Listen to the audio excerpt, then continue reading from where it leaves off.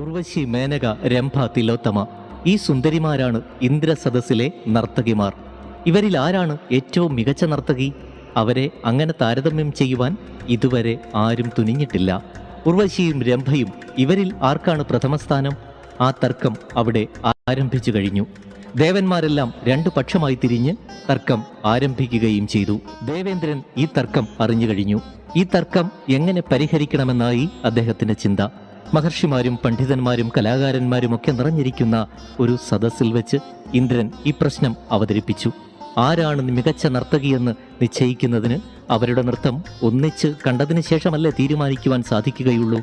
സദസ്സ് അപ്രകാരം ഒരു തീരുമാനത്തിൽ എത്തിച്ചേരുന്നു. അങ്ങനെ ഉർവശിയും രംഭയും മത്സരിച്ച് നൃത്തം ആരംഭിക്കുവാനുള്ള ഒരു സൗകര്യം അവർ ഏർപ്പാട് ചെയ്യുന്നു. വിപുലമായ സദസ്സാണ് അവർ ഒരുക്കിയിരിക്കുന്നത്. നിരവധി കലാപ്രേമികൾ അവരുടെ നർത്തനം കാണുവാൻ തടിച്ചുകൂടി. ഉർവശിയും രംഭയും അതാ ആ ദേവസദസ്സിൽ നൃത്തമാടുന്നു. അവരുടെ നൃത്തം എല്ലാവരെയും വല്ലാതെ ആകർഷിച്ചു. സദസ്സ് ഒന്നടങ്കം ആ നൃത്തത്തിൽ ലയിച്ചങ്ങനെ ഇരുന്നുപോയി. വിസ്മയഭരിതരായ ദേവന്മാർ രണ്ടു പക്ഷമായി തിരിഞ്ഞ് അഭിപ്രായങ്ങൾ അവതരിപ്പിച്ചു തുടങ്ങി. പക്ഷെ ആർക്കും ഒരു ഉത്തരം കണ്ടെത്തുവാൻ കഴിഞ്ഞില്ല.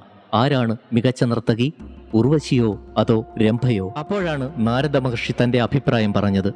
ഭൂമിയിൽ സകലകലാവല്ലഭനായ, സംഗീതത്തിലും നൃത്തത്തിലും വിജ്ഞാനത്തിലും ഒക്കെ അഗാധ പാണ്ഡിത്യമുള്ള ഒരു ചക്രവർത്തി വാണരുളുന്നുണ്ട്.